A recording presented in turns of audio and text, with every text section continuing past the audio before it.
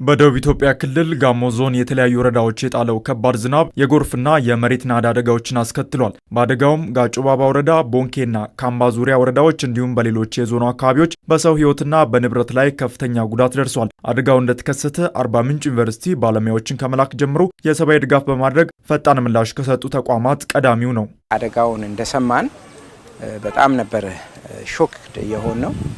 ኢሚዲየትሊ አደጋው የተከሰተበት ቦታ ሄደው የአደጋው መንስኤ እንዴት እንደተከሰተና ምን አይነት የአጭር ሰዓትና የመካከለኛ ጊዜ መፍትሄዎችን ከአደጋው ጋር ተያይዞ ይዘው ምክረ ሀሳብ ይዘው እንዲመጡ አጥኚ ቡድኖችን በሁለተኛው ቀን የላክ ነው ወደ ስፍራው ማለት ነው። ልክ እንደመጡ እንግዲህ ይሄ አደጋ እንዴት እንደተከሰተ ምን አይነት ነገር ማድረግ እንዳለብን እንደ አርባ ምንጭ ዩኒቨርሲቲ የአጭር ጊዜ መፍትሄ የረጅም ጊዜ መፍትሄ እንዴት መሄድ እንዳለብን በጥልቀት ነው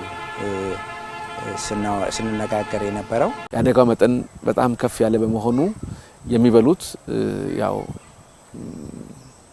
መሰረታዊ ነገር ነው የላቸውም። የሚለብሱት መሰረታዊ ነገር ነው የላቸውም። መጠለያ መሰረታዊ ነገር ነው የላቸውም። በዋናነት እነሱን ታሳቢ ያደረገ ድጋፍ ነው የተደረገው።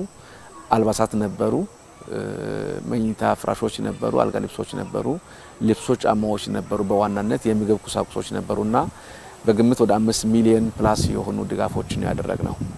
እንግዲህ ይሄ ጊዜያዊ ድጋፍ ነው። ዩኒቨርሲቲው ከአካባቢ መልክዓ ምድር ጋር በተያያዘ ሊከሰቱ የሚችሉ የተፈጥሮ አደጋዎች ላይ ጥናት ሲያደርግ ቆይቷል። በአሁኑ አደጋም ከፍተኛ ጉዳት የደረሰበት የጋጮ ባባ ወረዳም የጥናቱ አካል እንደነበረ የዩኒቨርሲቲው ፕሬዝዳንት ነግረውናል። አርባ ምንጭ ዩኒቨርሲቲ ከአፈር ናዳ ጋር ተያይዞ ብዙ ጥናቶችን ሰርቷል። እውነት ለመናገር እዛው ጋጮ ባባ ላይ ራሱ ላንድ ስላይድ የተሰሩ ምርምሮች የታተሙ ህትመቶች አሉ። ታስታውሱ እንደሆነ ከቅርብ ጊዜ ወዲህም እንደዚሁ በሳውላ አካባቢ ተመሳሳይ አደጋዎች ተከስተው ነበር።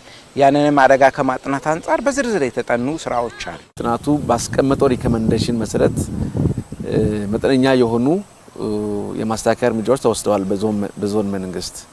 ይሄንን ያው አፕሪሼት ማድረግ እንፈልጋለን። ለምሳሌ ከዚሁ ወረዳ ከጋጮ ባባ ወረዳ የዛሬ 2 ዓመት አካባቢ ሪሰትልመንት ተካሂዷል። ወደዚህ ወደ ቆላማ አካባቢ ወደ ሀመሳ ወንዝ አካባቢ በቁጥር በርከት ያሉ የማህበረሰብ ክፍሎች ከዛ አካባቢ ሪሰትልመንት ተካሂዶ ተነስተዋል። ይሁን እንጂ ማህበረሰቡ ጋም የተወሰነ የግንዛቤ ክፍተት ያለም ይመስላል። ሪሰትል ከሆኑ በኋላ ተመልሶ ወደ ላይ ወጡ እንዳሉም መረጃዎች ያመላክታሉ።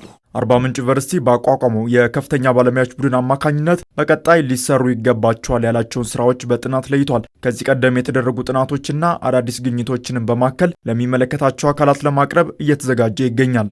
አንዱ ለላንድ ስላይድ ትሪገር ማድረጊያ ሜካኒዝሞች ናቸው ብለን የምናስባቸው አንደኛ ተዳፋትነታቸው፣ ሁለተኛ ፎልት ላይን መኖሩ፣ ሶስተኛ በውስጣቸው ውሃ የሚያልፍ መሆኑ።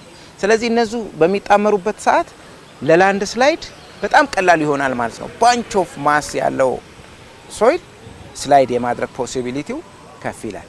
የግራውንድ ወተር ማኔጅመንቱንም እንዴት አድርገን ነው ማኔጅ ማድረግ ያለብን የሚለውንም እሱንም የሚያጠና ቲም እንግዲህ አዋቅረናል። ከዚህ በፊት ከተጠኑት ጋር አብሮ የጥናቱ አካል ሆኖ መጥቶ ፖሊሲ ብሪፍ እንዲዘጋጅ በጣም ቢበዛ በ2 ወር ውስጥ ከ15 ቀን ውስጥ የፖሊሲ ብሪፍ አዘጋጅተው ለሚመለከተው አካል ይህንን ፖሊሲ ብሪፍ እናቀርባለን ማለት ነው። በቀጣይነት የምንሰራው ስራ በጣም የተቀናጀ ጥናት ነው የሚሆነው። ፖሊሲ ብሪፎችን ይዞ የሚወጣ ጥናት ብለን ነው የምናስበው። ምናልባትም ኢንተርቬንሽኑ ከበድ ያለ ሊሆን ይችላል። ሪሰትልመንቱ በስፋት ሊታሰብ የሚችልበት አጋጣሚ ይኖራል ብለን እናስባለን። ከመታረስ መከልከል የሚገቡ ቦታዎች እንዳሉ ያው ጥናቶች ያሳያሉ። እሱን ጠንከር ብለን የምንሄድበት አጋጣሚ ይኖራል ብለን እናስባለን።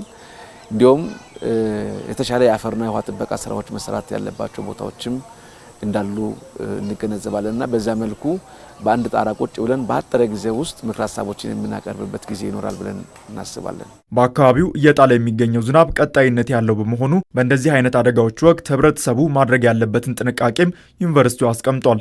መሰል አደጋዎች አሁንም ዝናቦች እየመጡ ነው። ከአጭር ጊዜ አንጻር እንደ ምክር ሀሳብ የምናቀርበው እኛ ምንድነው እንደዛ አይነት አደጋዎች ሲከሰቱ ማህበረሰባችን ምንድነው ማድረግ ያለበት?